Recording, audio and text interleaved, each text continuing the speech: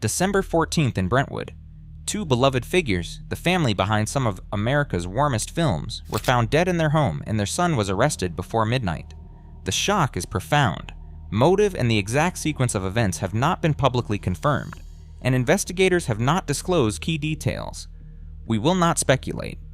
This hits so hard because Rob Reiner's work is tied to warmth and nostalgia for many Americans. What led to this unimaginable ending, and what exactly did Nick Reiner do that no one saw coming? Here is what we know, every verified fact and every unanswered question, beginning with the stark reality of that afternoon. This is breaking news, and we begin with what is confirmed and what is not. Rob Reiner and his wife, Michelle Singer Reiner, were found dead at their Brentwood home on December 14, 2025. Law enforcement has described the situation as a homicide investigation involving stab wounds. Their adult son, Nick Reiner, age 32, was arrested later that night. These are the facts that authorities and major media outlets have reported so far. We will be respectful in tone. This narration will not describe graphic details and it will not repeat rumor. Motive and the exact sequence of events have not been publicly confirmed, and we will say so when information is not yet official. An emotional reality is immediate and clear. For many Americans, this is a shock because Rob Reiner was a beloved figure in film and television, known for warm, nostalgic work that shaped generations. Here is the timeline that reporting has established. From the afternoon into the late night, emergency medical aid was called around 3:30 to 3:40 in the afternoon. Reports say the initial discovery was made by the couple's daughter, Romy. Police and first responders arrived, and an arrest of a family member occurred later that night. Investigators have released only limited forensic detail, and public officials have not announced a motive. Some early reports mentioned there was no forced entry into the home. Those accounts are described as reporting, not as a definitive finding. We will treat such details as reported until confirmed by law enforcement or prosecutors. Custody and case status are still developing. Initial stories showed shifting details about booking and bin bail.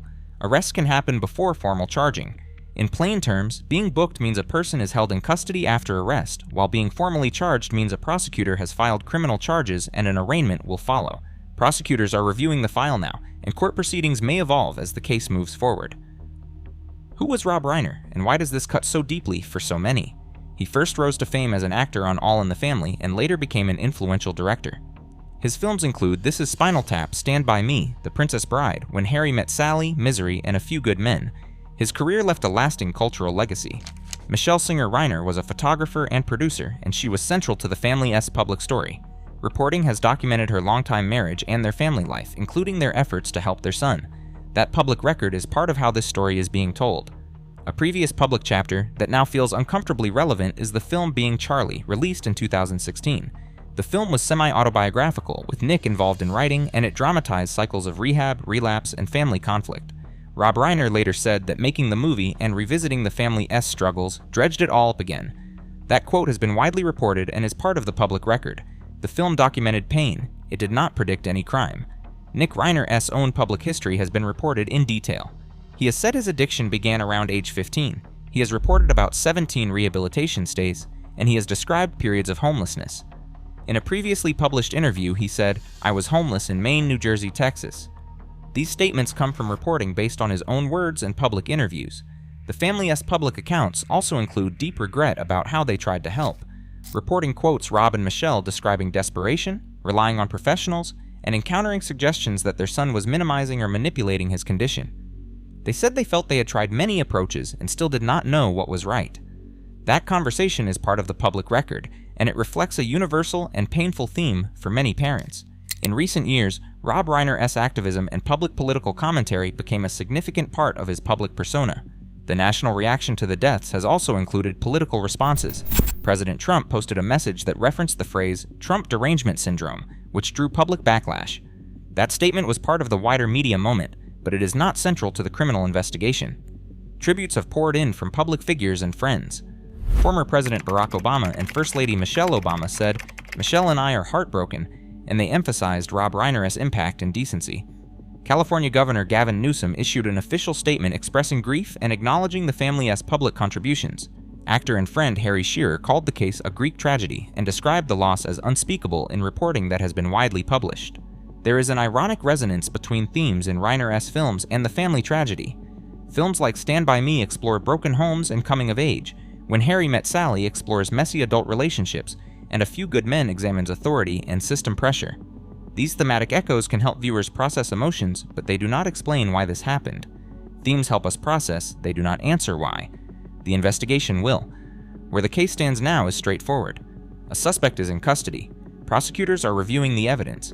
Official motive has not been publicly confirmed. Open questions include motive, the exact timeline of events, forensic findings, and any prior calls or incidents that may be part of the record.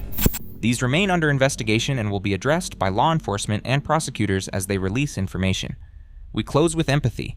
Condolences to the victims and to their family, and recognition that addiction and family pain are complex issues. For viewers seeking updates, rely on confirmed statements from law enforcement and prosecutors, and on reporting from reputable outlets. This documentary will follow those facts closely as the story develops. On Sunday, December 14th, emergency crews from the Los Angeles Fire Department were dispatched to a home in the Brentwood neighborhood around 3:30 in the afternoon. According to official statements, they arrived on a medical aid call and discovered the bodies of a 78-year-old man and a 65-year-old woman inside the residence. The property was identified in public records as belonging to Rob Reiner and Michelle Singer Reiner. Fire personnel immediately notified law enforcement, and the Los Angeles Police Department launched a homicide investigation at the scene. Law enforcement sources told the Los Angeles Times there was no sign of forced entry at the home. While initial details were scarce, police confirmed both victims had suffered fatal stab wounds. Detectives from the Robbery Homicide Division began collecting evidence and questioning those closest to the family. Reports indicate that a family member discovered the scene and called for help, but officials have not publicly identified who placed the emergency call or released an exact minute-by-minute timeline. Later that evening, police located and arrested the couple's son, Nick Reiner, near the University of Southern California. He was taken into custody on suspicion of murder. Booking records show he was processed into jail early the next morning. At this stage, investigators have not released a motive or detailed forensic findings, and many elements of the case remain under review. The public record does not yet include the precise 911 call time, the official time of death, or full coroner findings. Authorities have emphasized that the investigation is ongoing, and that further information will be released as it becomes available. Rob Reiner's name carries a weight that stretches well beyond Hollywood. For millions of Americans, he is forever linked to the role of Michael "Meathead" Stivic on All in the Family, a character that helped define an era of television. But his influence grew as he moved behind the camera. Over the years, Reiner directed a string of films that shaped the country's cultural memory. This is Spinal Tap, Stand By Me, The Princess Bride, When Harry Met Sally, Misery, and A Few Good Men. Each title became a touchstone, weaving itself into the fabric of how audiences talk about love, friendship, family, and justice. Alongside him, Michelle Singer Reiner built her own creative path. Known in public records and major profiles as a photographer and producer, Michelle's work often unfolded out of the spotlight. She played a key role in the family's advocacy and creative projects, lending her skills behind the lens and as a steady presence at premieres, events, and fundraisers. Their marriage, which began in 1989, was described in interviews as long-lasting and deeply private, with a focus on raising their children and supporting each other's work. This partnership, one in front of the camera and one often behind it, formed the core of their family's story. It set the stage for the struggles and the hopes that would later become public, as the Reiners spoke openly about the challenges they faced together. The warmth of their creative legacy stands in stark contrast to the pain that would follow. The story of Nick Reiner's struggle moved from private pain to public record with the release of Being Charlie in 2016. Co-written by Nick and based closely on his own life, the film follows a teenager cycling through addiction, rehab, and family conflict. Rob Reiner directed the project, and in interviews he described the process as deeply painful. Speaking to the Los Angeles Times, Rob said making the movie dredged it all up again, referring to years of chaos the family endured.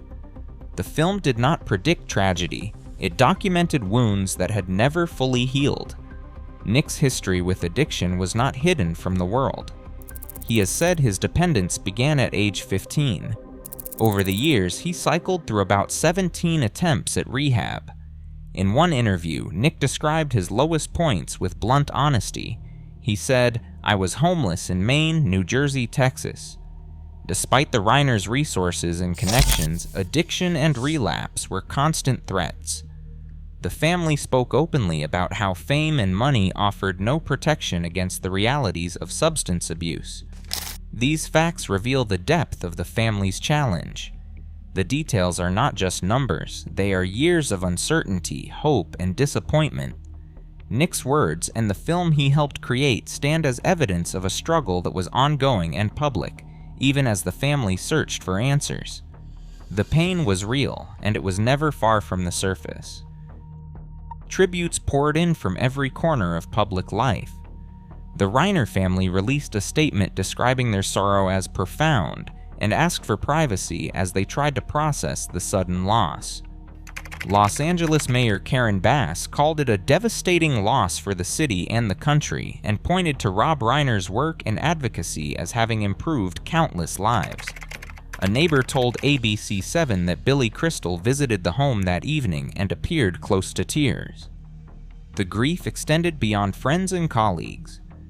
In past interviews, Rob and Michelle Reiner spoke openly about years of desperation, cycling through treatments and advice, and regretted that they were desperate, "We didn't listen."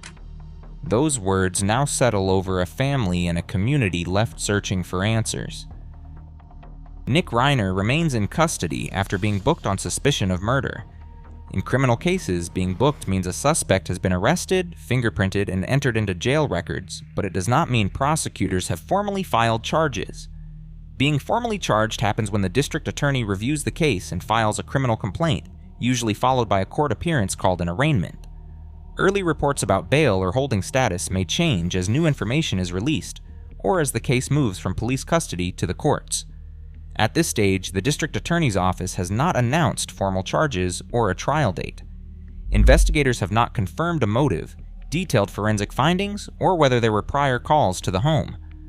The precise timeline of events, the full results of the coroner's investigation, and any statements from the suspect have not been made public. These remain open questions as the investigation continues. In moments like these, the boundaries between public legacy and private pain become painfully clear.